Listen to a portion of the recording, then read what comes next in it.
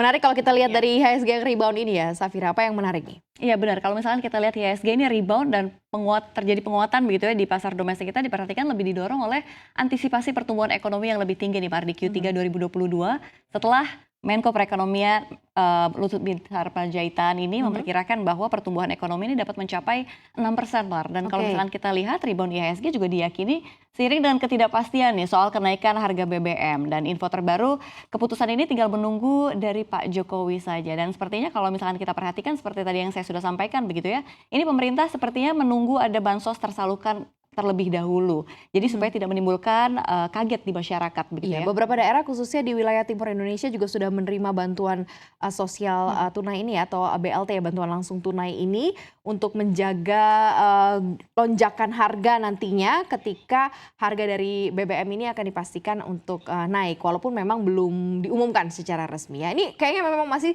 seputar sentimen energi ya. Iya, memang betul sekali. Kalau misalkan kita lihat di sisi lain begitu ya, harga minyak dunia juga turun Mar, di bawah $100 per barrel begitu ya. Karena ini China melakukan kembali penguncian. Di sisi lain ada kekhawatiran juga terhadap resesi dunia, sehingga memang ada kekhawatiran juga konsumsi minyak dunia ini menurun, sehingga membuat harga minyak dunia juga ikut tertekan. Dan ini juga menjadi pertimbangan pemerintah juga nih Mar, untuk kembali merumuskan ulang kebijakan menaikkan harga BBM. Belum terlihat sisi urgensinya karena dari sisi globalnya saja harga minyak acuannya sedang turun ya saat ini ya. Jadi masih terus dikaji dan dipastikan waktunya tepat, tidak terasa terburu-buru. Mungkin itu kebijakan yang diambil memang kurang populer untuk diputuskan sekarang ya.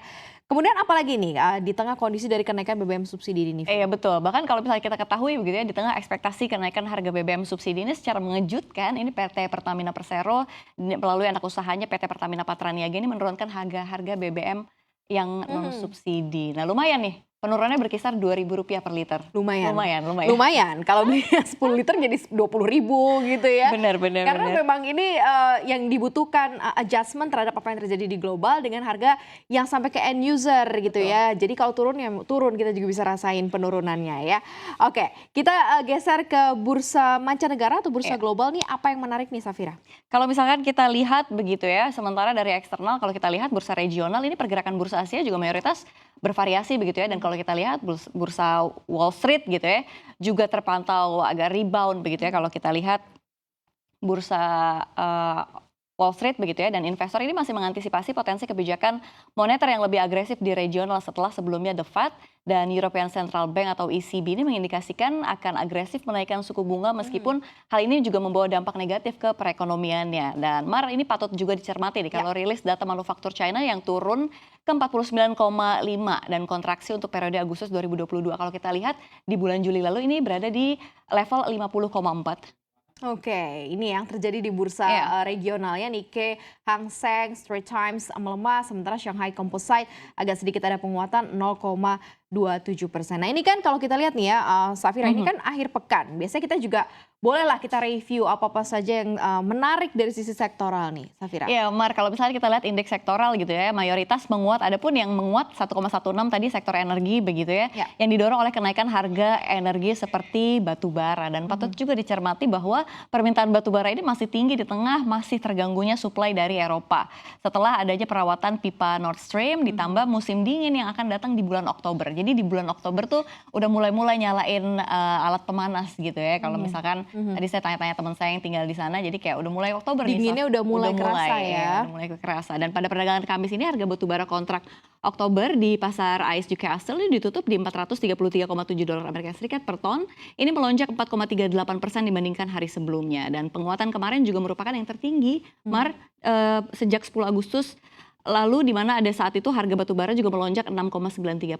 Dan secara keseluruhan batu bara ini sudah menguat 5,1% dalam sepekan secara point to point. Nah ini patut juga dicermati bahwa kenaikan harga komoditas batu bara juga menjadi katalis positif untuk Indonesia. Batu bara ya on top yang nggak berhenti-berhenti ya, sampai 1 September kemarin di $425 per ton ya, US dollar per ton. Dan ini juga yang membuat ternyata beberapa emiten-emiten batubara mencatatkan kinerja yang cukup baik dan para taipannya mengantongi cuan yang lumayan besar-besar ya, Safira ya. Iya, itu dia. Tapi ada emiten batubara yang menarik perhatian saya. Ada Bumi, Maria, kalau misalnya kita lihat begitu ya, sepanjang semester 1 2022 ini sudah membukukan lonjakan pertumbuhan laba periode berjalan yang dapat diatribusikan ke pemilik entitas induk hingga 8,7% dan 8.726 dan harganya iya, dan harga sahamnya ini hari ini tercatat juga bagus, Mar, kalau misalkan kita lihat begitu ya. Ya kita lihat Bumi juga menguat lebih dari 6% kayaknya ya.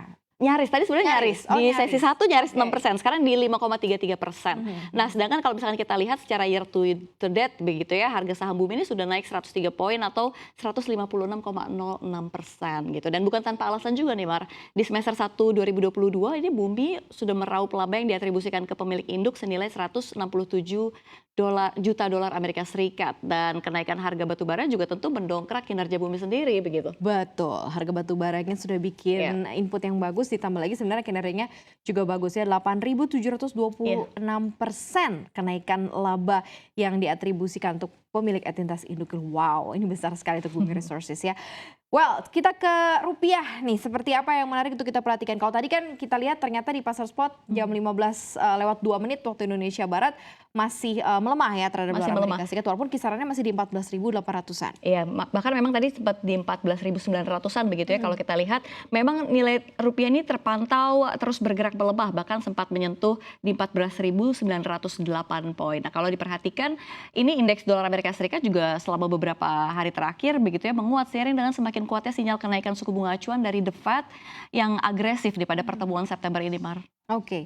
Jadi masih drive-nya dari sana gitu ya, dari keputusannya The Federal Reserve yang memang hawkish, tampaknya akan tetap menaikkan suku bunga untuk mengendalikan inflasi.